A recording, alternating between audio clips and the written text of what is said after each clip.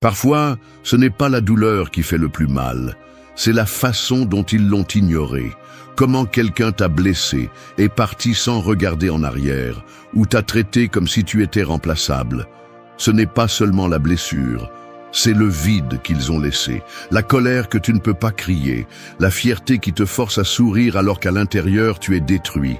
Et te voilà, te demandant comment guérir quelque chose qui n'a pas eu de fin, comment lâcher prise à quelqu'un qui n'a même pas demandé pardon, comment continuer sans perdre la tête, et encore plus, sans te perdre toi-même. La plupart te diront de passer à autre chose, que le temps guérit tout, que ça passera. Mais tu sais que ce n'est pas si simple, parce que quand quelque chose te brise de l'intérieur, le temps seul ne reconstruit rien. Tu as besoin de quelque chose de plus, quelque chose qui ne repose pas sur des phrases vides ou sur la vengeance. Tu as besoin de retrouver ton pouvoir, revenir à toi, et pour cela, le stoïcisme peut être ton plus grand allié. Il ne s'agit pas de faire comme si rien ne s'était passé. Non, il s'agit de guérir vraiment, de regarder la douleur en face et de ne pas la laisser te contrôler, d'arrêter d'attendre des excuses, de lâcher prise sur l'histoire, d'arrêter d'être la victime. Parce que guérir émotionnellement n'est pas un luxe, c'est une nécessité si tu veux vivre en paix avec toi-même. Et le stoïcisme n'est pas seulement une philosophie ancienne, c'est un manuel de guerre intérieure, un chemin de dignité, de maîtrise de soi et de force invisible. Dans cette vidéo, nous allons parcourir 8 étapes, 8 actes conscients pour laisser derrière toi la blessure sans te salir les mains. Ce ne sont pas des formules magiques, ce sont des décisions, chacune avec une arête, chacune conçue pour que tu recommences à sentir que tu contrôles ta vie, parce que personne d'autre ne viendra te sauver. Cette bataille est la tienne, et elle commence maintenant. 1. Éteignez le pilote automatique. Imaginez un bateau à la dérive, sans capitaine, se déplaçant seul par le courant. Peu importe combien il a été solidement construit ou combien de batailles il a supporté. Si personne ne prend la barre, il finit par s'échouer, se perdre ou être pris dans un cercle sans fin. C'est ainsi qu'un esprit blessé vit en pilote automatique. Il avance, mais sans direction. Il survit, mais ne guérit pas. Il existe, mais ne vit pas. Après que quelqu'un vous a brisé, que ce soit avec mépris, abandon ou indifférence, une partie de vous se déconnecte. Comme si quelque chose à l'intérieur décidait qu'il est plus facile de ne pas ressentir, de ne pas penser, de ne pas choisir, juste fonctionner. Vous faites vos tâches, vous parlez aux gens, vous faites juste ce qu'il faut, mais c'est comme si tout se passait de l'extérieur. La vie passe, et vous n'êtes pas là. Vous êtes en mode mécanique. Vous vous protégez, oui, mais vous vous éloignez aussi de votre propre pouvoir. Le stoïcisme vous dirait, ce n'est pas la vie, c'est l'esclavage émotionnel, parce que si vous ne prenez pas le contrôle de votre esprit, alors la blessure le fera pour vous. Et il n'y a rien de plus dangereux qu'une personne qui a cessé de décider. Vous voulez guérir? Alors, réveillez-vous. Éteignez le pilote automatique. Arrêtez de vivre en mode victime. Arrêtez d'attendre que la douleur se dissolve seule. La guérison n'est pas passive. Elle ne vient pas comme une faveur de l'univers. Elle se construit, elle se forge, et elle commence quand vous reprenez la barre. Cela se voit dans les petites choses. Vous arrêtez de justifier chaque pensée sombre. Vous arrêtez de vous traîner à travers les souvenirs. Vous commencez à observer vos émotions sans leur obéir. Vous respirez avant de réagir. Vous vous rendez compte quand vous répétez des schémas. Et vous choisissez quelque chose de différent, non pas par motivation, mais par discipline. Non pas parce que tout va bien, mais parce que vous méritez quelque chose de mieux que de vivre avec la tête enterrée dans le passé. Marc Aurèle l'a écrit avec une brutalité honnête. La vie de chaque personne est déterminée par les pensées qu'elle choisit de permettre. Il n'a pas dit que les émotions ne font pas mal. Il n'a pas dit que les ignorer est la solution. Il a dit que vous pouvez choisir quelle pensée vous gouverne. Et cela quand vous avez été détruit émotionnellement. Et le premier acte de rébellion, c'est revenir à être présent, revenir à avoir le contrôle. Parce qu'être présent n'est pas seulement méditer ou respirer profondément. Être présent, c'est regarder votre réalité en face et dire « c'est ce qu'il y a ». Ça m'a fait mal, oui, je suis tombé, oui, mais je ne vais pas rester ici. C'est arrêter de répéter la même chose tous les jours comme si vous n'aviez pas le choix. C'est défier votre propre routine émotionnelle. C'est changer ce « c'est comme ça que je suis » par « je ne veux plus être comme ça ». Et oui, vous allez vous sentir étrange, comme si vous étiez un étranger dans votre propre vie. Parce que sortir du pilote automatique est inconfortable, mais c'est aussi puissant. Parce que quand vous êtes conscient, vous pouvez choisir. Et quand vous pouvez choisir, vous pouvez guérir. Éteindre le pilote automatique est la première étape. Pas la plus facile, mais certainement la plus urgente. Parce que tant que vous resterez endormi, blessé et passif, tout restera pareil. Le stoïcien n'attend pas que le temps guérisse. Le stoïcien devient le temps. Il décide comment agir, comment penser, comment vivre, même quand le monde lui tourne le dos. Alors faites-le. Arrêtez-vous. Respirez. Observez-vous. Et prenez une décision. Vous n'avez pas besoin d'avoir toutes les réponses. Vous avez juste besoin de revenir à être présent, parce qu'un esprit présent est un esprit libre, et un esprit libre est imparable. 2. Brise le sort de la prévisibilité. Il y a un moment après la douleur où tout devient prévisible. Tu te lèves et tu sais déjà ce qui t'attend. La même pensée, la même tristesse, le même besoin de comprendre pourquoi quelqu'un t'a traité comme si tu ne valais rien. Tu t'assieds, tu manges, tu fais semblant que tout va bien. Mais au fond de toi, tu le sais, tu es coincé, revivant encore et encore la même journée émotionnelle. Tu es sous un sort, un silencieux mais mortel, celui de la prévisibilité. La prévisibilité n'est pas seulement la routine physique, c'est la répétition mentale. C'est ce film que tu te passes dans la tête avec chaque détail de ce que tu as vécu, de ce que tu as dit, de ce que tu n'as pas fait, de ce qu'on t'a fait. C'est la blessure transformée en habitude. Et si tu ne la brises pas, tu pourris à l'intérieur. Le stoïcisme ne vient pas pour caresser ton ego ou te raconter des histoires de dépassement de soi bon marché. Il vient pour te dire ceci: si chaque jour tu penses de la même manière, tu ressens la même chose et tu fais la même chose, alors tu ne guéris pas. Tu approfondis la blessure. Tu la nourris avec ton attention. Épictète disait, ce ne sont pas les choses qui nous blessent, mais l'opinion que nous avons d'elles. Et ce que personne ne te dit, c'est que tu répètes cette opinion tous les jours, comme une prière empoisonnée. Je n'étais pas assez, il m'a quitté parce qu'il me manquait quelque chose, cela m'arrive toujours. Des phrases que tu ne remets même plus en question parce que tu es devenu accro à elles. Rompre le sort de la prévisibilité, c'est interrompre ce cycle. C'est briser le scénario que tu t'es écrit dans ton esprit. C'est remettre en question ce que tu prenais pour acquis. Et non, ce n'est pas facile. Parce que la prévisibilité donne une fausse sensation de sécurité. Au moins, tu sais comment ça va faire mal. Au moins, tu sais comment la journée va se terminer. Mais si tu veux guérir, tu dois te risquer au chaos du nouveau. Changer le dialogue interne, faire quelque chose de différent. Non pas pour te distraire, mais pour te prouver que tu n'es plus au même point qu'avant. Cela peut être aussi simple que d'arrêter d'écouter la même musique qui te rappelle cette personne. Changer l'endroit où tu t'assieds pour réfléchir. Écrire sur un papier ce que tu ressens au lieu de t'étouffer à l'intérieur. Décider qu'aujourd'hui, au moins aujourd'hui, tu ne vas pas vérifier son profil, tu ne vas pas chercher des signes, tu ne vas pas répéter la même maudite histoire. N'attends pas que le monde t'offre un signe pour changer. Le signe, c'est toi quand tu décides que ça suffit, quand tu prends conscience que personne ne va sortir de ce cycle pour toi. C'est ton esprit, ton corps, ton âme qui sont en jeu. Et c'est là que l'agressivité stoïcienne entre en jeu.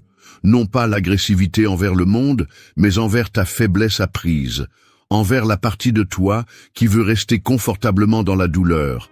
Il faut se battre contre cette partie, avec compassion, mais aussi avec fermeté, parce que si tu ne le fais pas, tu vivras des années dans le même chapitre. Rompre le sort de la prévisibilité ne signifie pas oublier, cela signifie arrêter de répéter. Guérir n'est pas effacer, c'est réécrire. Et pour cela, tu as besoin de courage. Le courage de regarder ta routine émotionnelle et de crier « Cela ne me sert plus, cela ne me représente plus, cela ne me définit plus ». C'est là que commence la véritable transformation. Au moment où tu fais quelque chose de différent, même si c'est petit, même si ça fait mal. Parce que si ça fait mal, c'est le signe que tu sors du sort. Tu recommences à vivre avec intention. Et une vie avec intention, bien qu'imparfaite, sera toujours plus puissante qu'une vie parfaite vécue en pilote automatique. 3. Rends sacrée ta présence. Imagine laisser ta maison ouverte, sans clé, sans serrure, sans personne pour surveiller. Tu pars pendant des jours, des semaines, voire des mois. À ton retour, tu ne reconnais plus rien. Il y a de la poussière dans les coins, des choses déplacées, des étrangers occupant les pièces. Et le pire de tout, tu ne sais pas à quel moment tu as perdu le contrôle. C'est ce que c'est de vivre déconnecté de toi-même. C'est ce que c'est d'abandonner ta présence. Après que quelqu'un t'a brisé émotionnellement, une partie de toi s'éteint. Elle ne crie pas, elle ne pleure pas, elle s'absente simplement. Tu es là, mais tu n'es pas là. Tu accomplis le strict minimum, mais sans âme. Tu cesses de t'habiter. Et quand tu ne t'habites pas, n'importe quelle pensée entre, n'importe quel souvenir reste, n'importe quelle émotion commande. Et si tu n'es pas en toi, qui va prendre soin de ce que tu es? La douleur émotionnelle a ce piège. Elle te convainc que t'éloigner de toi est une forme de protection. Mais ce n'est pas le cas. C'est une forme lente d'autodestruction. Parce que plus tu es loin de toi, plus le passé a de l'espace pour continuer à te blesser. Plus cette personne a de l'espace pour continuer à vivre dans ta tête sans payer de loyer. Le stoïcisme t'enseigne que tu ne peux pas contrôler ce qui s'est passé. Mais tu peux décider où tu es. Et ta place est en toi, présent, conscient, ferme. Il ne s'agit pas de répéter de jolies phrases ou de faire semblant que tout va bien. Il s'agit de regarder ton propre visage dans le miroir sans détourner le regard, de respirer et de savoir que ce corps, cet esprit, cette vie t'appartiennent et que si tu n'es pas là pour toi, personne d'autre ne le sera. Rendre ta présence sacrée signifie arrêter de vivre comme si tu étais un espace vide attendant que quelqu'un vienne le remplir. Cela signifie décider que ton attention, ton énergie, ton temps ne sont pas disponibles pour ce qui te détruit. Cela signifie protéger ton esprit comme tu protégerais ta maison. Commence par le minimum. Quand tu penses, fais-le avec intention. Quand tu ressens, permets-le sans te donner. Quand tu es avec quelqu'un, choisis d'être là. Et quand tu es avec toi, ne t'échappe pas. Plus d'excuses, plus d'évasion, plus d'être seul à moitié. Parce que chaque fois que tu fuis de toi, tu deviens plus fragile. Et chaque fois que tu restes avec toi, même dans la douleur, tu deviens plus fort. Être présent n'est pas confortable. Au début, c'est insupportable. Parce que c'est là que se trouve tout ce que tu as évité. Le deuil, l'abandon, la tristesse que tu as balayée sous le tapis émotionnel. Mais c'est là aussi que se trouve ton pouvoir, ta clarté, ta récupération. Personne ne guérit en fuyant. Personne ne se reconstruit à partir de l'absence. Tu dois revenir. Et tu dois le faire avec fermeté, comme celui qui récupère sa maison après une invasion, sans négocier avec le passé, sans demander la permission, sans peur. Fais de ta présence quelque chose de sacré, parce que ce n'est que lorsque tu es complet que tu peux décider avec force, tu peux agir avec sens, tu peux avancer sans te traîner. Et c'est ce qui t'incombe maintenant, revenir à toi, non pas comme tu étais avant, mais plus conscient, plus solide, plus éveillé. Parce qu'une personne qui revient à son centre après s'être perdue est une personne qui ne se laisse plus briser par rien ni personne. Et 4. Va-t'en comme le font les sages. Pense à un incendie. Quand tout brûle, quand la fumée recouvre tout et que l'air devient poison, le corps ne doute pas. Il part. Il ne regarde pas en arrière. Il ne ramasse pas de photos. Il ne dit pas au revoir. Il court, parce que rester signifierait mourir. C'est ainsi que tu dois apprendre à partir, sans drame, sans cris, sans adieux théâtraux, juste avec clarté, parce que quand quelque chose ne te nourrit plus, ça te consume. Et rester trop longtemps, c'est se brûler de l'intérieur. Après une blessure émotionnelle, beaucoup de gens font la même erreur. Ils restent à attendre qu'ils changent, qu'ils demandent pardon, qu'ils comprennent ce qu'ils ont fait. Attendre la justice, la validation, la reconnaissance. Et cette attente empoisonne, parce que chaque jour que tu passes là, sans bouger, est un jour où tu ne grandis pas. C'est un jour où tu ne guéris pas. Le stoïcisme enseigne qu'il y a des moments où le plus sage, le plus courageux n'est pas de résister, mais de se retirer. Partir non pas comme un acte de défaite, mais comme un choix conscient de préserver ta dignité. De mettre un point final à ce qui te brise, même si ça fait encore mal, même si c'est difficile.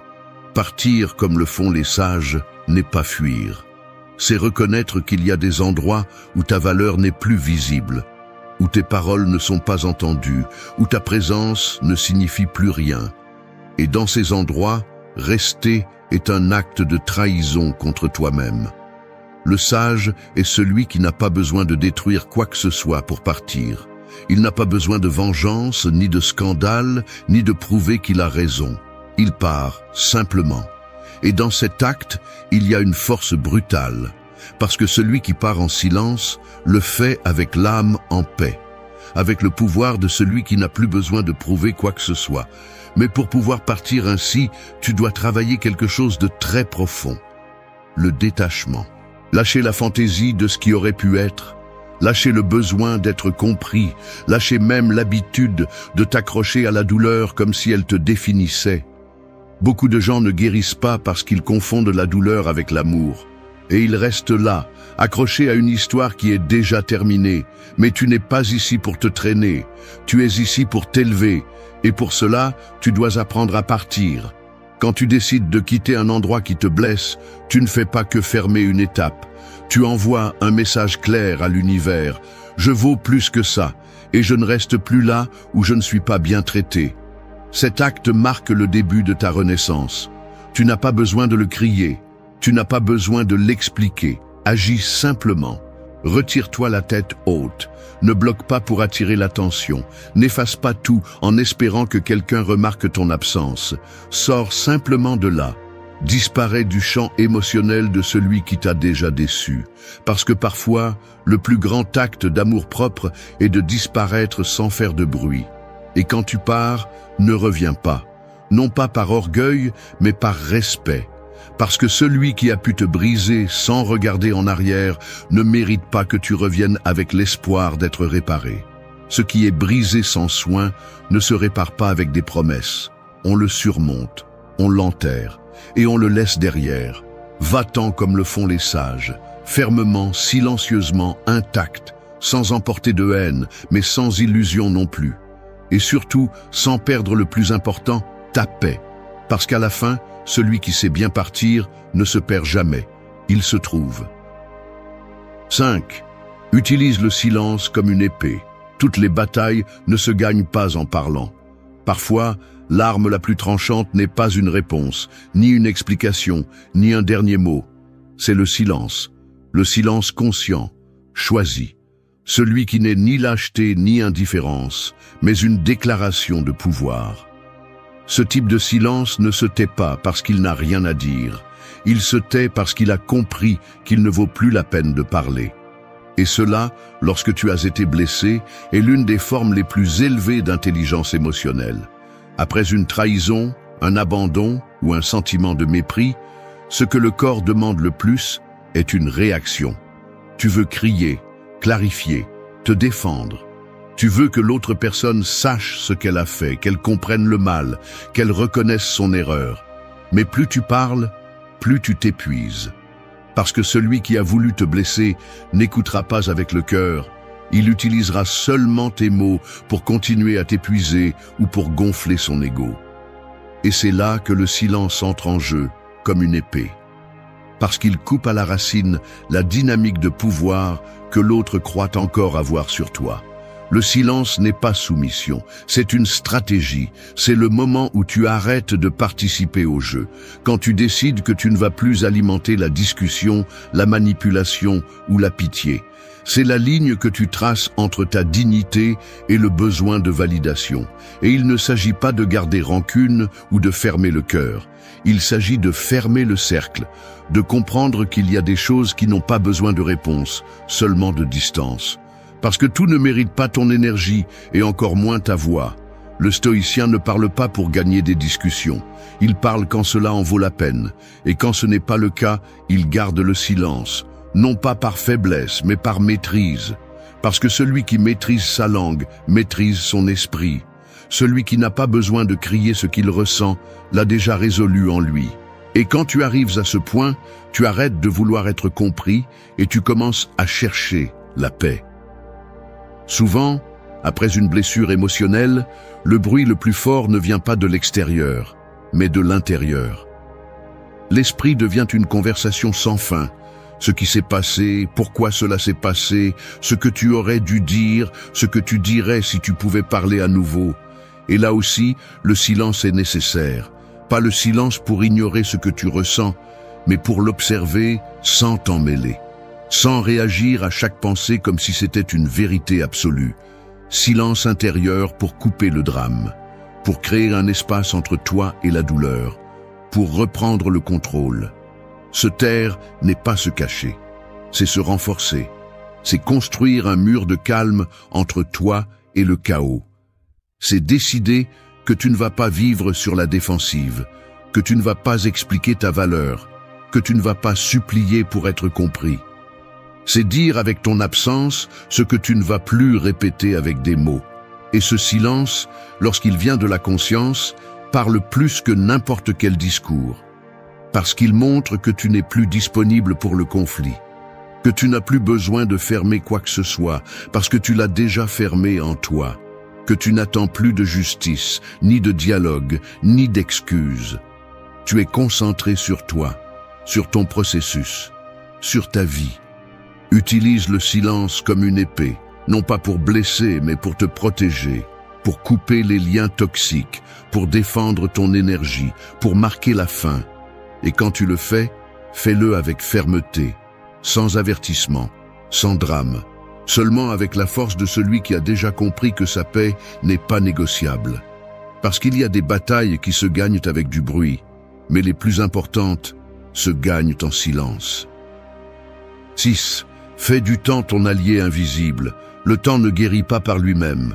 C'est l'un des mensonges les plus doux que les gens se répètent pour se consoler.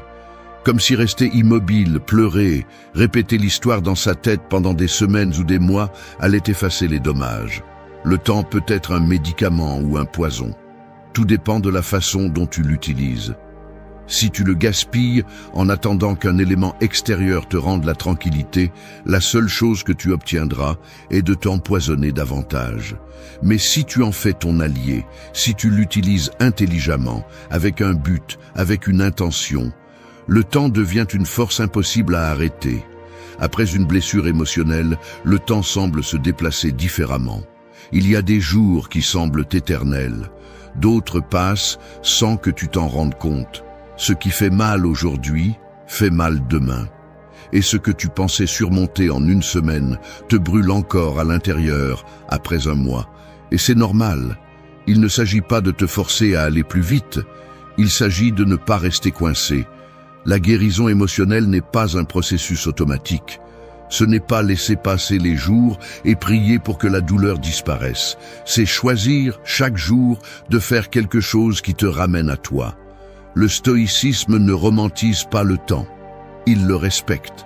Marc Aurèle écrivait chaque nuit comme s'il n'allait pas se réveiller, parce qu'il comprenait que chaque minute gaspillée était une minute qu'il ne récupérerait jamais. Et cette pensée ne doit pas te déprimer. Elle doit te pousser. Combien de temps vas-tu encore donner au passé? Combien de jours vas-tu encore vivre en attendant que quelqu'un te répare? Le temps que tu perds dans ce qui n'a plus de solution, c'est du temps que tu pourrais utiliser pour te reconstruire à partir de zéro. pour lire, t'entraîner, apprendre, te connecter avec toi-même, grandir, évoluer. Chaque seconde que tu investis en toi, même si tu ne vois pas de résultats immédiats, est une graine. Et le meilleur, c'est que personne ne peut te l'apprendre. Fais du temps ton allié invisible quand tu comprends que la guérison ne se voit pas, mais se ressent. Tu n'as pas besoin de prouver à personne que tu vas mieux. Tu n'as pas besoin de publier des phrases de dépassement de soi, ni de feindre la force. Tu as juste besoin de te lever chaque jour avec la décision de prendre soin de toi. Et cela, avec le temps, te transforme, silencieusement, profondément. Il y a une force imparable en celui qui sait attendre sans s'arrêter. En celui qui ne court pas après ce qu'il a perdu, mais qui ne reste pas non plus assis à pleurer. Cette personne utilise le temps à son avantage. Alors que le reste répète la même douleur en boucle, tu avances, même si c'est d'1 centimètre par jour. Et cette constance, cette discipline émotionnelle, c'est ce qui finit par faire la différence. Ne te trompe pas, la douleur veut que tu restes immobile, qu'elle te consume lentement, en te rappelant ce qui a été, en rêvant de ce qui aurait pu être. Mais tu n'es pas fait pour ça. Tu n'es pas ici pour vivre en pause. Tu es ici pour bouger, pour décider, pour agir même avec le cœur brisé. Parce que ce n'est pas le cœur intact qui te rend fort, c'est ce que tu fais pendant qu'il saigne. Chaque jour où tu ne tombes pas, même si tu te sens faible, est une victoire. Chaque jour où tu ne retournes pas chercher ce qui t'a blessé est un acte d'amour-propre. Chaque jour où tu choisis de grandir, même en silence, tu gagnes. Et cela, avec le temps, s'accumule. Cela devient du pouvoir, de la paix, de la liberté. Fais du temps ton allié invisible. Ne cours pas contre lui. Ne te réfugie pas en lui comme une excuse. Utilise-le. Fais-en ton complice. Parce qu'au final, le temps ne guérit pas. Tu te guéris avec ce que tu fais pendant que le temps passe. 7. Déranger le scénario qu'ils connaissaient déjà. Il y a des gens qui pensent te connaître si bien qu'ils anticipent ta réaction. Ils savent ce que tu vas dire, comment tu vas agir, combien tu vas supporter, quand tu vas céder. Ils connaissent ta douleur et l'utilisent. Ils savent que tu vas rester, que tu vas t'excuser, même si ce n'est pas ta faute, que tu vas continuer à les chercher, même s'ils te ferment la porte. Et toi, sans t'en rendre compte, tu t'es adapté à ce scénario. Tu l'as suivi comme s'il était la seule façon d'être dans le monde, comme s'il n'y avait pas d'alternative. Mais ça suffit. Si tu veux vraiment guérir, tu dois tout déranger. Briser ce modèle. Te réécrire, pas avec des mots, mais avec des actions. Parce que tant que tu ne changes pas ton comportement, tu resteras un personnage coincé dans une histoire qui ne te représente plus. Déranger le scénario n'est pas agir sur un coup de tête, c'est agir avec stratégie, surprendre par le silence quand on attend une réaction, t'éloigner quand tu avais l'habitude de supplier, dire non là où tu te pliais auparavant, te lever sans prévenir, guérir sans scandale. Parce que rien ne déstabilise plus celui qui t'a sous-estimé que de te voir changer le script sans préavis. Te voir sortir du rôle que tu as toujours assumé, du rôle qu'il prenait pour acquis. Pendant longtemps, chaque fois que quelqu'un te blessait, tu agissais comme si tu n'avais pas le choix. Tu réagissais à partir de la blessure, de la dépendance, de la peur. Tu te répétais que c'est comme ça que tu es, que tu ne sais pas faire autrement, que tu ne peux pas être différent. Mais tu peux, c'est juste que ça fait mal, parce que changer le scénario implique de trahir ce que tu étais, et ça fait peur. Mais si tu ne le fais pas, tu resteras enchaîné à une identité qui ne te sert plus. Le stoïcisme t'enseigne que tes actions doivent être cohérentes avec tes principes, pas avec tes émotions. Que c'est toi qui décides comment agir, pas la colère, pas l'abandon, pas la peur. Et c'est dans ce choix que réside la liberté. Pas dans le fait que l'autre te valorise, pas dans le fait que tout se passe bien. La liberté est d'être imprévisible quand cela signifie rompre avec ton ancienne version. Déranger le scénario n'est pas le faire par vengeance, c'est le faire par dignité. C'est le moment où tu te regardes dans le miroir et décides que tu ne vas pas répéter ce qui t'a déjà détruit une fois, que tu ne vas pas continuer à donner du pouvoir à ce qui te fait couler, que tu vas choisir différemment, même si ton corps tremble, même si on te dit que tu as changé, même s'ils ne comprennent pas. Parce qu'il ne s'agit plus qu'ils te comprennent, il s'agit de te respecter. La personne que tu étais quand on t'a brisé ne peut pas être la même qui se charge de te guérir. Tu dois évoluer. Et pour cela, tu dois briser tes propres habitudes. Ces petites décisions automatiques qui te mènent toujours au même point. Les réponses que tu donnes sans réfléchir. Les messages que tu envoies pour combler un vide. Les excuses que tu utilises pour justifier la faiblesse. Tout cela doit tomber. Et non, ce ne sera pas confortable. Ni rapide, ni parfait. Tu vas avoir des rechutes, tu vas te sentir confus. Mais chaque fois que tu agis différemment, tu envoies un message direct à ton subconscient. Je ne suis plus la même personne, je ne joue plus le même jeu. Déranger le scénario, c'est reprendre le contrôle de ton histoire. C'est devenir auteur, pas victime. C'est prendre la plume et écrire une version de toi qui ne dépend de personne pour se sentir précieuse. Parce que quand tu changes tes modèles, tu changes ton destin. Et quand le monde verra que tu ne réagis plus comme avant, il comprendra qu'il ne peut plus te traiter de la même manière. 8. Ferme les portes avec l'élégance du vide. Toutes les portes ne se ferment pas avec fracas. Certaines se ferment en silence, par absence, par retrait de présence, avec la fermeté de celui qui n'a plus besoin de faire du bruit pour marquer une fin. Parce que fermer une porte, ce n'est pas seulement arrêter de parler à quelqu'un, c'est couper le lien émotionnel qui te lie encore. C'est lâcher le besoin de comprendre, de réparer, d'attendre quelque chose. C'est accepter que toutes les histoires n'ont pas de fin, mais cela ne t'empêche pas de continuer à avancer. La plupart des gens pensent qu'ils ont besoin d'une conversation en suspens, d'une excuse, d'une justification pour lâcher prise. Mais cette attente ne fait que prolonger la douleur. Elle te maintient lié à ce qui n'est plus. Et plus tu attends, plus tu donnes de pouvoir à ce qui t'a blessé. C'est pourquoi l'acte le plus puissant que tu peux faire après une blessure émotionnelle, c'est de fermer la porte avec dignité, sans cri, sans colère, sans explication. L'élégance du vide n'est pas de la froideur. C'est de la sagesse émotionnelle. C'est comprendre que tout ne mérite pas une réaction, qu'il y a des vides qui ne doivent pas être comblés, mais respectés, qu'il y a des personnes qui ne méritent pas un au revoir, mais simplement un jusqu'ici. Et ce jusqu'ici ne se dit pas avec des mots. Il se dit avec ta distance, avec tes décisions, avec ta transformation.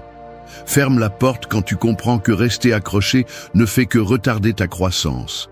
Quand tu vois que ce qui te définissait autrefois ne te représente plus. Quand tu découvres que tu peux vivre sans cette présence que tu croyais indispensable. Et ne le fais pas par orgueil. Fais-le avec clarté, en reconnaissant que si tu restes, tu ne fais que te trahir toi-même. Le stoïcien n'agit pas par impulsion. Il agit par principe. Il ne ferme pas les portes avec haine, mais avec fermeté. Il ne s'éloigne pas pour punir, mais pour se protéger. Parce qu'il sait que là où il n'y a pas de réciprocité, là où il n'y a pas de respect, il n'y a pas de place pour rester. Et fermer la porte, dans ce contexte, est un acte d'amour-propre. C'est le moment où tu décides que ta paix vaut plus que n'importe quelle connexion instable.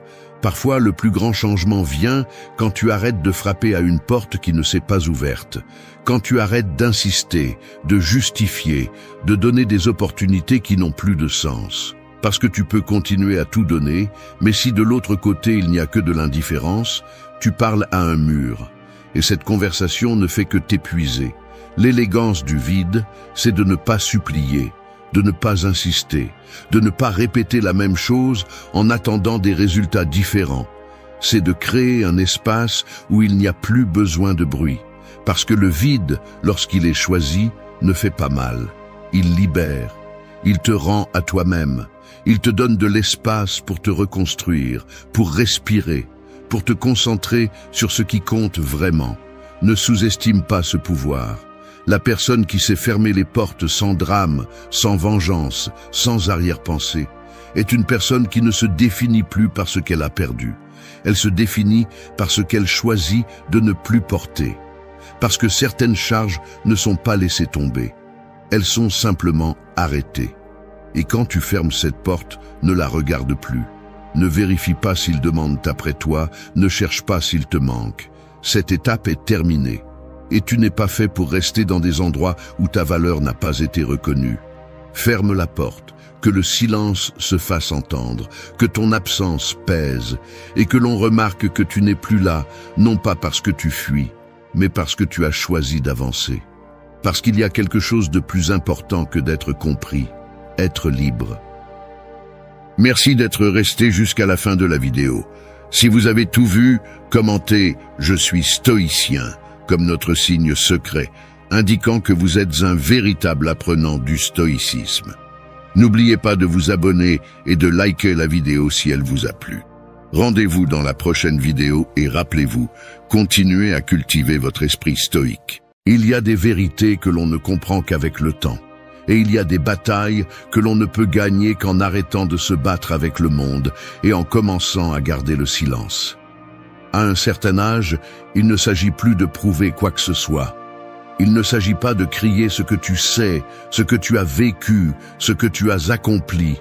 Il s'agit de te tenir avec dignité au milieu du bruit, de protéger ta paix comme si c'était de l'or, et de comprendre que tout ne doit pas être partagé. Entre 55 et 75 ans, on a déjà vécu assez pour savoir que tout le monde ne mérite pas de tout savoir. Qu'il y a des parties de ton histoire, de ton corps, de ta foi, de ton passé, qui t'appartiennent seulement à toi. Et les garder privés n'est pas un signe de faiblesse, c'est une marque de force, de sagesse, de maîtrise de soi.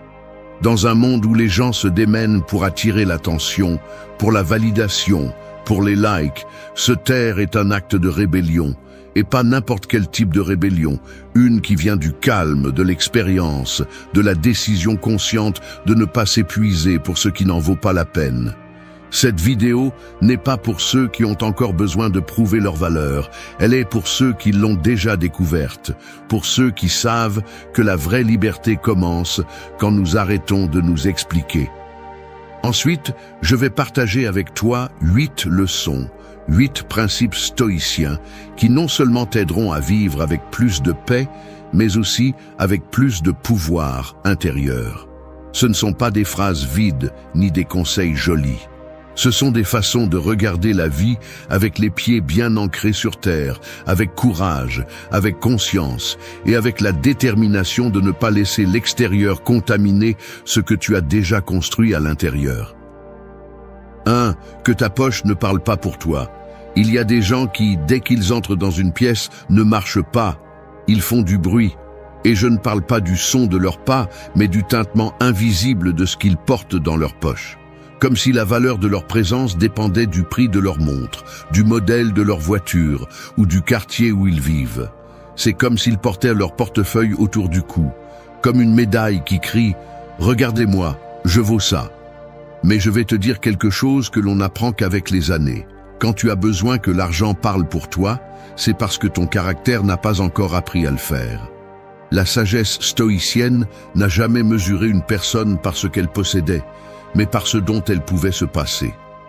Épictète, qui est né esclave et est devenu l'un des penseurs les plus puissants de son temps, disait que ce n'est pas l'homme qui doit servir ses possessions, mais les possessions qui doivent servir l'homme.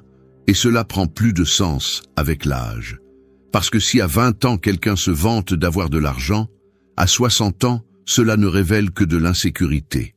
La sérénité ne s'achète pas, elle se cultive. Et plus tu parles de ce que tu as, plus ce que tu es devient vide. Il y a des gens qui confondent le silence avec le manque de succès, mais les véritablement réussis n'ont pas besoin de le raconter.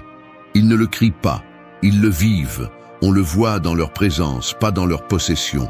Quand tu arrives à un certain stade de ta vie, garder ta situation économique privée n'est pas un acte de mystère. C'est de la protection, c'est de la sagesse, parce que tu sais que tout le monde ne mérite pas de savoir combien tu as gagné ou combien tu te portes bien. Parce que tu sais que dans cette vie, il y a des gens qui te souriront par intérêt, pas par affection. Parce que tu as compris que le vrai respect se gagne par la façon dont tu marches, pas par le solde de ton compte. Ce n'est pas mal d'avoir de l'argent. Il ne s'agit pas non plus de le cacher comme si c'était une faute, mais il s'agit de comprendre que l'argent, s'il est mis en avant, te déshumanise. Il te transforme en un numéro. Et tu n'es pas venu dans cette vie pour être un numéro, tu es venu pour être une présence. Alors, garde-le, littéralement. Ne raconte pas à tout le monde combien tu as dépensé, combien tu gagnes, combien tu as hérité ou combien tu as investi. N'achète pas le respect avec des chiffres. Qu'on t'écoute pour ce que tu penses, pas pour ce que tu possèdes. Qu'on t'admire pour ta tempérance, pas pour ton portefeuille. Sénèque disait « Celui qui a besoin d'or pour être heureux sera toujours pauvre ». Et il avait raison. Parce que si ton bonheur dépend du luxe, de la reconnaissance externe, du statut, tu seras toujours enchaîné au regard des autres. Et là, il n'y a ni paix, ni dignité, ni liberté. À ce stade de la vie, le véritable luxe est de pouvoir marcher dans la rue sans que personne ne sache si tu es millionnaire ou si tu recommences à zéro. Parce que ta présence t'appartient, parce que ta valeur est dans ta parole, dans ton regard ferme, dans ta paix intérieure. Et cela n'a pas de prix. Alors, la prochaine fois que tu te sens tenté de te vanter, souviens-toi de ceci. Si tu es vraiment, tu n'as pas besoin de le dire. Et si tu as besoin de le dire, tu as encore à être. 2. Laisse les années vivre en toi, pas dans tes mots. L'expérience est comme un arbre robuste. Elle n'a pas besoin de bouger ni d'élever la voix pour imposer le respect. Elle est là, solide, avec des racines profondes qui ne se voient pas, mais qui soutiennent tout. Cependant, certains, en atteignant un certain âge, ressentent le besoin de répéter constamment leurs années, comme si le simple fait d'avoir vécu était un mérite automatique qui leur donnait autorité sur tout. C'est que j'ai déjà 60 ans. À mon âge, personne ne m'apprend rien. J'ai déjà vécu cela. Et bien que cela puisse sembler inoffensif, cette façon de parler révèle quelque chose, que les années n'ont pas encore pris racine en toi. Que tu continues d'essayer de les valider avec des mots au lieu de les laisser se faire remarquer dans ton attitude, dans ta tempérance, dans ta sagesse. Car il ne suffit pas d'avoir beaucoup vécu. Ce qui compte vraiment, c'est comment tu as vécu. La philosophie stoïcienne le rend très clair. La sagesse n'arrive pas automatiquement avec l'âge. Elle arrive avec la réflexion, avec la maîtrise de soi, avec l'effort constant de vivre selon la vertu. Sénèque l'a dit sans détour, ce n'est pas que nous avons peu de temps, mais que nous en perdons beaucoup. Et le perdre en parlant de ce que tu as déjà fait, de ce que tu as déjà vu, est l'une de ces erreurs qui te volent le présent. À un certain âge, ce qui devrait parler pour toi n'est pas ta bouche, mais ta présence, ta capacité à écouter sans interrompre, à conseiller sans imposer, à vivre sans avoir besoin de rappeler constamment au monde tout ce que tu sais. Parce que quand tu sais vraiment, tu ne le cries pas. Cela se voit dans ta façon de marcher, dans la paix avec laquelle tu réponds, dans la manière sereine dont tu affrontes l'inattendu. Le problème de parler trop de tes années, c'est que tu peux tomber dans un piège dangereux, l'auto-tromperie.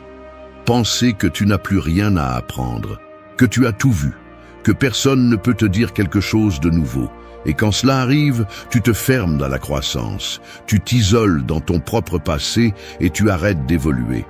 Les stoïciens nous enseignent que chaque jour est une opportunité de vivre avec vertu, peu importe combien d'années nous avons sur le dos. Marc Aurèle, étant empereur de Rome et ayant plus de pouvoir que presque toute autre personne dans l'histoire, se rappelait à lui-même chaque matin qu'il avait encore des choses à apprendre. Si quelqu'un comme lui pouvait rester humble, pourquoi pas toi? Laisser les années vivre en toi est quelque chose de complètement différent de les rappeler aux autres.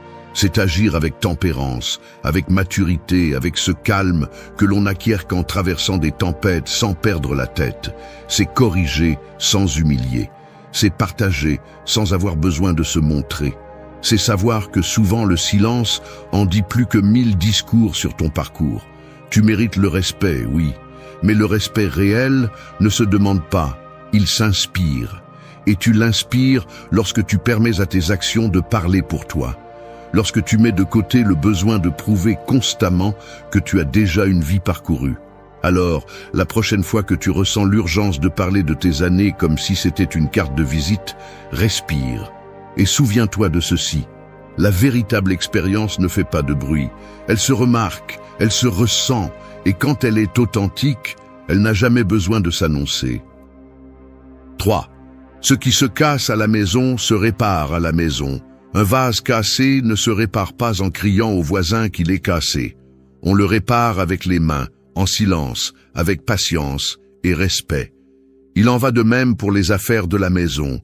Quand quelque chose se brise dans la famille, on ne le répare pas en l'exposant au monde. On le répare de l'intérieur, avec engagement, avec caractère, avec maturité. Mais de nos jours, il semble que beaucoup de gens se sentent plus à l'aise à raconter leurs problèmes qu'à les résoudre. Comme si le simple fait de parler de leurs blessures justifiait le fait de ne pas les guérir. Comme si la validation des autres remplaçait la responsabilité personnelle. Et le plus inquiétant, c'est que cela se produit aussi chez les adultes, avec des années de vie derrière eux qui devraient être un exemple de discrétion, mais qui choisissent d'exposer leur intimité comme si c'était un divertissement. À un certain âge, on devrait avoir compris que la vie privée vaut plus que la vie publique, qu'il y a des choses qui, par respect pour soi et pour les siens, ne se partagent pas. Non pas parce qu'il y a quelque chose à cacher, mais parce qu'il y a des choses à protéger. La philosophie stoïcienne enseigne que l'extérieur ne devrait pas perturber notre paix intérieure. Mais elle précise aussi que ce qui dépend de nous doit être traité avec responsabilité. Et cela inclut la façon dont nous gérons les conflits familiaux, les erreurs du passé, les désaccords du présent. Aller dans la vie en racontant ce que ton fils t'a fait, ce que ton partenaire ne t'a pas donné, ce que tes parents n'ont pas compris, ne te rend pas fort. Ça te rend esclave de ton histoire. Parce qu'au lieu de la réparer, tu l'exposes. Et plus tu l'exposes, plus il est difficile de guérir. Sénèque disait « Où il y a un être humain, il y a une opportunité pour la bonté. » Et cette bonté, cette compassion, commence à la maison, avec les tiens. Parfois, ce dont on a besoin n'est pas d'avoir raison, mais d'avoir le courage de pardonner, d'écouter, de reconstruire sans que le monde entier le sache. Bien sûr, il y a des blessures qui font mal. Il y a des trahisons qui brûlent. Et on ne peut pas toujours revenir au point de départ. Mais même si tu décides de t'éloigner, tu peux le faire avec dignité, sans scandale, sans traîner ton histoire partout. Parce que le monde n'a pas besoin de tout savoir. Quand tu fais de ton intimité un spectacle, tu t'exposes à des jugements inutiles. Tu donnes du pouvoir à ceux qui ne comprennent pas ton histoire. Et le pire, tu affaiblis la structure émotionnelle de ton foyer. Une famille n'a pas besoin d'être parfaite, elle a besoin d'être protégée. Peu importe si elle est brisée, blessée, en cours de reconstruction. Ce qui compte, c'est que ce qui se casse à l'intérieur se travaille à l'intérieur. Que tu ne cherches pas des alliés à l'extérieur pour gagner des discussions internes. Que tu n'utilises pas ta douleur comme une excuse pour attirer l'attention. Il y a une grande dignité à savoir taire ce qui fait mal. Non pas par peur, mais par sagesse. Il ne s'agit pas de cacher, il s'agit de prendre soin. Il y a des cicatrices qui ne guérissent que lorsque nous cessons de les montrer et commençons à les traiter au bon endroit. Alors, si quelque chose se casse chez toi, souviens-toi de ceci. Ne le publie pas, répare-le. Ne le crie pas, affronte-le. Et s'il n'y a pas de réparation possible, éloigne-toi avec honneur. Mais ne fais pas de ton intimité un sujet de conversation pour les autres. Parce que la paix se construit de l'intérieur, et ce qui vaut vraiment se soigne en silence. 4. Ta santé n'est pas un sujet de conversation.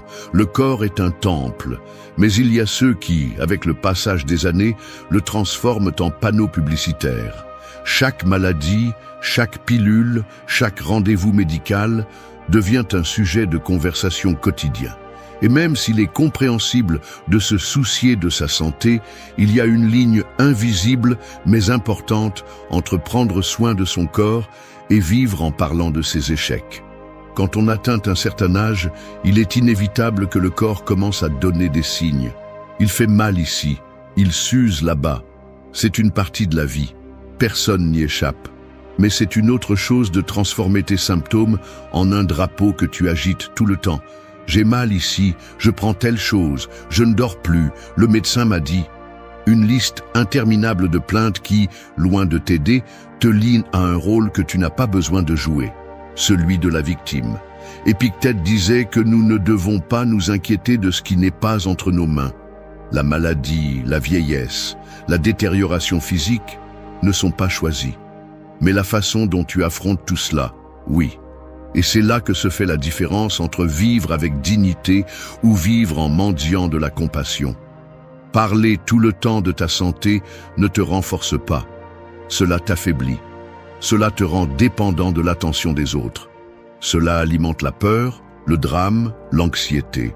Et cela, même si cela ne semble pas le cas, rend malade plus que le problème original.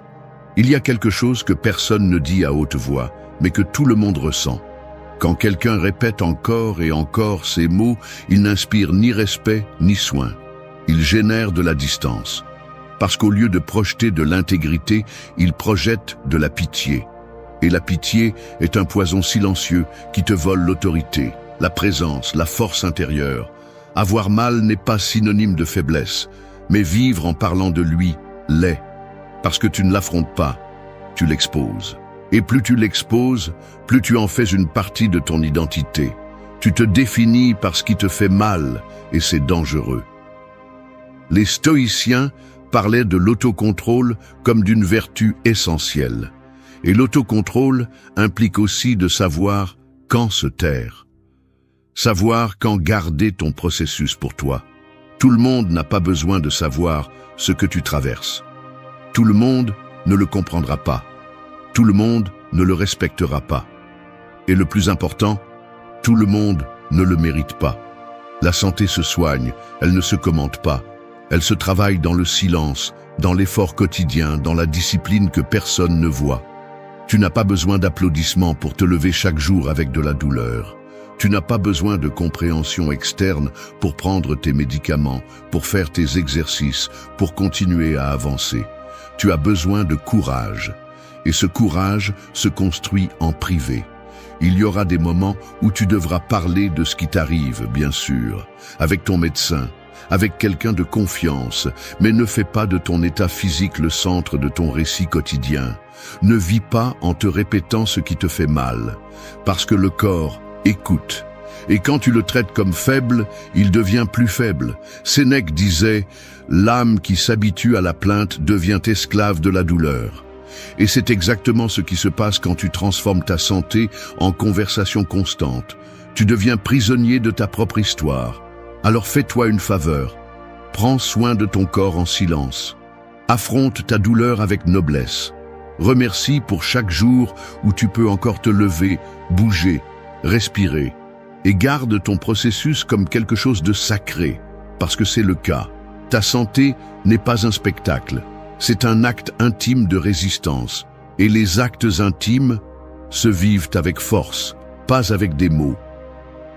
5. Donne comme si personne ne regardait. Il y a des bougies qui éclairent toute une pièce, sans faire aucun bruit. Elles ne demandent pas d'attention, elles n'exigent pas d'applaudissements. Elles font simplement ce qu'elles sont venues faire, donner de la lumière. C'est ainsi que devrait être la générosité. Silencieuse, solide, vraie, sans besoin de témoins, sans attendre rien en retour. Mais aujourd'hui, beaucoup de gens n'allument des bougies que s'il y a des caméras qui filment. Seulement si quelqu'un regarde, seulement s'ils peuvent le raconter après. Donner est devenu, dans de nombreux cas, une monnaie sociale. Une façon de démontrer sa valeur, de nourrir son ego, de masquer le vide intérieur par de bonnes actions publiques. Et ce n'est pas donner, c'est agir. Car lorsque la motivation principale est la validation, le geste perd son essence. Ce n'est pas de la générosité, c'est une stratégie. Ce n'est pas un don, c'est un échange déguisé. Donner comme si personne ne regardait est autre chose. C'est un acte de conviction. C'est avoir une telle clarté sur ton but, ta valeur, tes principes, que tu n'as pas besoin que quelqu'un le confirme de l'extérieur. Tu aides parce que c'est la bonne chose à faire, parce que tu peux, parce que tu veux. Point. Si quelqu'un le voit, tant mieux. Si personne ne le voit, tant mieux. À un certain âge, on devrait avoir compris cela, parce que tu as déjà vu assez de masques, assez de faux gestes, assez d'aides qui ne cherchent qu'à se mettre en avant. Et si tu as appris quelque chose de tout cela, c'est que la vraie valeur réside dans l'invisible, dans ce que tu fais quand personne ne t'évalue, dans ce qui vient du cœur, pas du calcul. Le problème de vivre en donnant pour être vu, c'est que tu deviens esclave des réactions. Si personne ne le commente, ça te dérange. Si personne ne le remercie, ça te fait mal. Et ainsi, ce qui aurait dû te donner la paix finit par te vider. Tu finis par attendre de la reconnaissance comme si c'était une partie du contrat, alors qu'en réalité, il ne devrait pas y avoir de contrat. Juste une intention pure. Donner en silence est une forme de pouvoir, parce que celui qui donne sans attendre démontre qu'il n'a besoin de rien, qu'il ne cherche pas à se parer de sa bonté, que sa générosité n'a pas de destinataire spécifique ni d'applaudissements en attente. Elle coule simplement, comme cette bougie qui éclaire simplement, même si personne ne le dit à voix haute. Et nous ne parlons pas seulement d'argent, nous parlons de temps, d'attention, de soutien, de conseils, d'écoute, d'empathie. Ces choses qui ne s'achètent pas et qui, lorsqu'elles sont offertes du cœur, ont une valeur inestimable. Mais pour qu'elles aient cette valeur, elles doivent être offertes avec humilité, pas avec fierté. Quand tu aides en silence, tu le fais à partir d'un lieu authentique, pas par obligation, ni par fierté.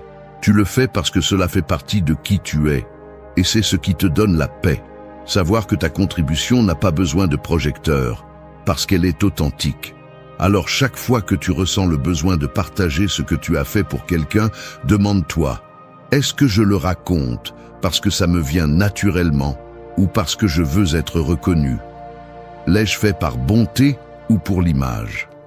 Parce qu'au final, seul toi connais la vérité. Et si la vérité est pure, elle n'a pas besoin d'être décorée de mots. Ton geste a déjà de la valeur en lui-même. Comme cette bougie silencieuse, tu peux aussi donner de la lumière sans faire de bruit. Et crois-moi, la lumière qui ne fait pas de bruit éclaire plus. 6. Crois en silence. Vis avec conviction. Une boussole ne fait pas de bruit. Elle n'a pas besoin d'expliquer où elle pointe, ni de justifier sa direction. Elle indique simplement le nord, et elle le fait toujours, peu importe le terrain, le climat ou le chaos environnant. Ainsi devraient être tes croyances, constantes, fermes, silencieuses. Elles n'ont pas besoin d'applaudissements ni d'explications. Elles ont juste besoin d'être vécues. De nos jours, beaucoup de gens ressentent le besoin d'annoncer tout ce qu'ils pensent, tout ce qu'ils croient, tout ce qu'ils défendent. Ils parlent avec force, ils s'opposent, ils discutent, ils déclarent. Mais quand vient le moment d'agir, leurs actes ne soutiennent pas leurs paroles. Ils manquent de racines, ils manquent de conviction. Parce que croire, ce n'est pas répéter des phrases, ce n'est pas utiliser des étiquettes, ce n'est pas se draper dans des discours grandioses pour démontrer qui tu es. Croire, c'est agir avec cohérence, surtout quand personne ne te regarde. C'est choisir le bon chemin, même s'il n'est pas le plus populaire. C'est maintenir tes principes, même quand cela fait mal. À un certain âge, on devrait déjà savoir que le plus important n'est pas de dire ce que l'on croit, mais de le vivre, parce que les mots peuvent mentir. Le comportement, non. Quand tes actions reflètent tes valeurs, tu n'as pas besoin de parler. Ta seule présence transmet de la force, de la tranquillité, de la cohérence. Et vivre avec conviction ne signifie pas être inflexible, ni arrogant, ni imposer ta vision aux autres. Cela signifie que tu te connais, que tu sais ce qui est important pour toi, que tu ne te trahis pas par confort, ni ne t'adaptes pour t'intégrer, que tu maintiens ta direction même si l'environnement change. Le silence n'est pas une faiblesse. C'est de l'élégance. C'est de la fermeté intérieure. Parfois, le bruit le plus fort vient de celui qui croit le moins en ce qu'il dit. Mais celui qui croit vraiment ne crie pas. Il n'a pas besoin de convaincre. Il sait que sa conviction ne dépend de l'acceptation de personne. Avoir foi en quoi que ce soit pour toi est un acte intime. Et comme tout ce qui est intime, on le protège. Tu ne le livres pas au jugement de n'importe qui. Tu ne le transformes pas en monnaie d'échange. Tu ne l'utilises pas pour gagner du respect. Tu l'utilises pour te soutenir, pour marcher fermement quand la vie frappe, pour garder ton calme quand tout s'effondre autour de toi. Et si quelqu'un te le demande, tu peux le partager. Mais ne l'impose pas, ne le vends pas, ne le transforme pas en un drapeau que tu agites pour démontrer ta supériorité morale. Parce que lorsque ta croyance a besoin de s'imposer, elle cesse d'être une croyance et devient de l'arrogance. La conviction authentique se remarque dans tes limites, dans tes décisions difficiles, dans ta réaction face à l'injustice, à la tentation, à la critique. Elle se remarque dans le respect que tu te portes, dans ta façon de parler, dans ta capacité à rester ferme sans manquer de respect aux autres. Ne t'épuise pas à expliquer chaque valeur que tu soutiens. Tu n'as pas besoin de justifier ton intégrité. Ce qui compte, ce n'est pas combien de fois tu le dis, mais combien de fois tu le pratiques. Rappelle-toi ceci. Il y a des boussoles qui ont guidé des personnes à travers des tempêtes sans émettre un seul son. Et toi, si tu vis avec conviction, tu peux aussi être un guide. Tu peux aussi être un exemple, sans avoir besoin de faire du bruit, sans avoir besoin de te défendre à chaque pas. Crois en silence, vise avec force, et que ton chemin parle pour toi. 7. Libère-toi de ce qui ne fait plus mal, mais pèse. Il y a des pierres qui ne te blessent plus, mais qui restent dans ton sac à dos. Elles ne te font pas saigner, mais elles te ralentissent. Elles ne t'arrêtent pas avec force, mais avec leur poids. Ce sont des souvenirs, des relations, des culpabilités, des promesses brisées et des mots que tu n'as jamais dits. Des choses qui ne te blessent plus, mais que tu continues à porter. Et à un certain âge, continuer à porter ce poids mort est une forme silencieuse de torture. Tu ne le remarques pas tout de suite, mais il est là. Il te vole de l'énergie, il t'éteint, il te tire sans que tu le vois. Et le plus cruel, tu t'habitues à ce poids, tu le normalises, tu en fais une partie de toi. Et sans t'en rendre compte, tu vis limité par quelque chose qui ne devrait plus être dans ta vie. La vérité est la suivante. Il y a des douleurs qui guérissent, mais les résidus émotionnels restent là, accrochés à tes pensées comme s'ils avaient encore le droit de rester. Mais si ça ne fait plus mal, pourquoi continues-tu à le porter? Pourquoi continues-tu à lui donner de la place dans ton esprit? Pourquoi continues-tu à agir comme si cela définissait qui tu es? Tu n'es pas obligé de tout emporter avec toi. Tu n'as pas à transformer ton histoire en une peine perpétuelle. Ce qui est passé est passé. Tu as appris, tu as survécu, tu as grandi. Et maintenant, il est temps de lâcher prise. Non pas pour oublier, mais pour te libérer. Parfois, l'attachement n'est pas dans le cœur, mais dans l'habitude. Tu t'es habitué à porter des culpabilités qui ne te concernent plus, à maintenir des relations qui n'existent que par obligation, pas par amour, à rester dans des endroits où il n'y a plus de croissance, seulement de la routine. Et ça pèse. Même si ça ne fait plus mal comme avant, ça pèse. Lâcher prise n'est pas une faiblesse, c'est une force. C'est savoir dire « ceci a terminé son cycle ». C'est fermer la porte fermement, sans haine, mais avec décision. Parce que tu ne peux pas continuer à avancer si chaque pas te rappelle ce qui est déjà passé. À ce stade de la vie, tu as besoin d'espace intérieur. Tu as besoin de paix. Et cela ne s'obtient pas en accumulant, mais en laissant aller. Tu ne peux pas recevoir du nouveau si tu es plein de l'ancien. Tu ne peux pas être en paix si tu continues à repasser des batailles qui sont déjà terminées. Tu n'as pas besoin que tout le monde comprenne pourquoi tu décides de lâcher prise. Tu n'as pas besoin de justification. Tu as juste besoin d'être honnête avec toi-même, te regarder dans le miroir et reconnaître ce qui n'a plus de sens à porter.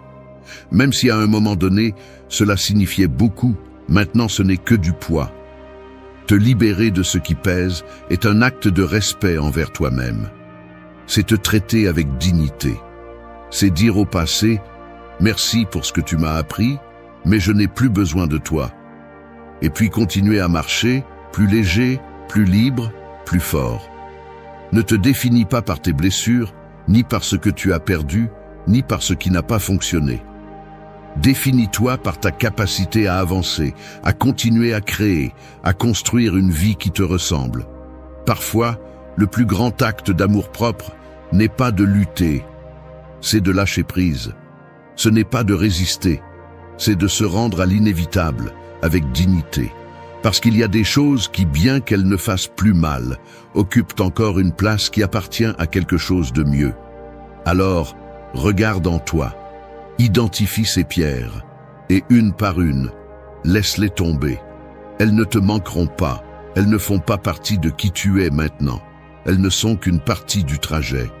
Et le trajet a déjà continué. Libère-toi, parce que tu mérites d'avancer sans ce poids, parce que tu mérites de vivre en paix, parce qu'il est temps. 8. Que tes mérites parlent, pas ton ego. Un lion n'a pas besoin de rugir pour que les autres sachent qui il est.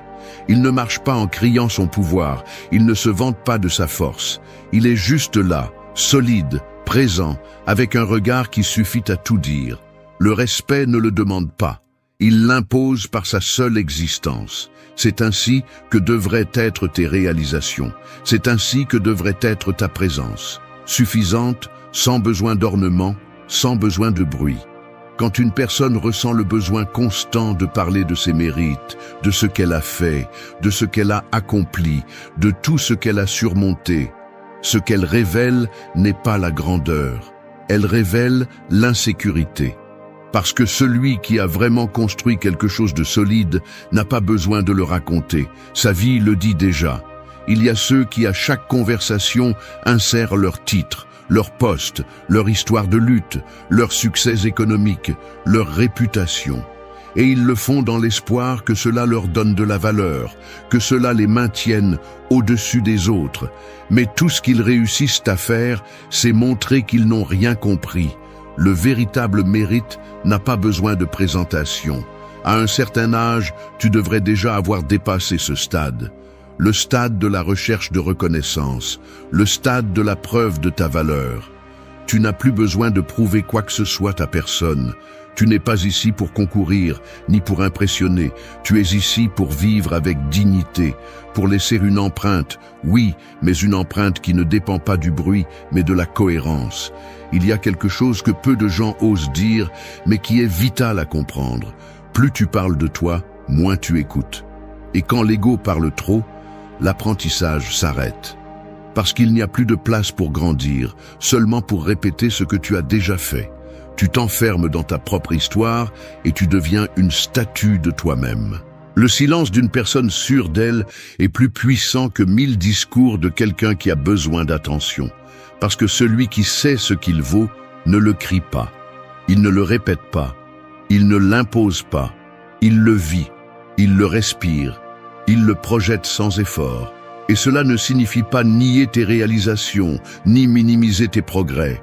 Au contraire, cela signifie que tu les portes avec fierté, mais sans arrogance. Que ton succès n'est pas un outil pour écraser, mais une base pour construire. Que tu sais ce que tu as accompli, mais tu n'as pas besoin qu'on te le rappelle, parce que tu l'as déjà intégré. Tes mérites doivent parler pour toi, dans ta façon d'agir, dans ta façon de traiter les autres, dans ta capacité à diriger sans humilier, à enseigner sans imposer, à marcher sans regarder par-dessus ton épaule. L'ego crie, mais le caractère se remarque, et c'est cela qui laisse vraiment une empreinte. Parfois, le plus grand acte de grandeur est de se taire quand tu pourrais te vanter.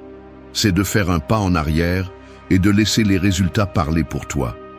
Parce que si tu as vraiment fait quelque chose de grand, tôt ou tard, cela se saura. Et si cela ne se sait pas, cela n'a pas d'importance. Parce que tu le sais. Et cela suffit. Ne t'épuise pas à essayer de convaincre les autres de ta valeur. Investis-toi dans la vie avec intégrité, humilité, fermeté. Cette combinaison est beaucoup plus puissante que n'importe quelle liste de réalisations. Et souviens-toi, Un arbre ne crie pas combien il a grandi. Il donne simplement de l'ombre. Et ça, c'est ce qui compte vraiment. Merci d'être resté jusqu'à la fin de la vidéo. Si vous avez tout vu, commentez « Je suis stoïcien » comme notre signe secret, indiquant que vous êtes un véritable apprenant du stoïcisme. N'oubliez pas de vous abonner et de liker la vidéo si elle vous a plu. Rendez-vous dans la prochaine vidéo et rappelez-vous, continuez à cultiver votre esprit stoïque.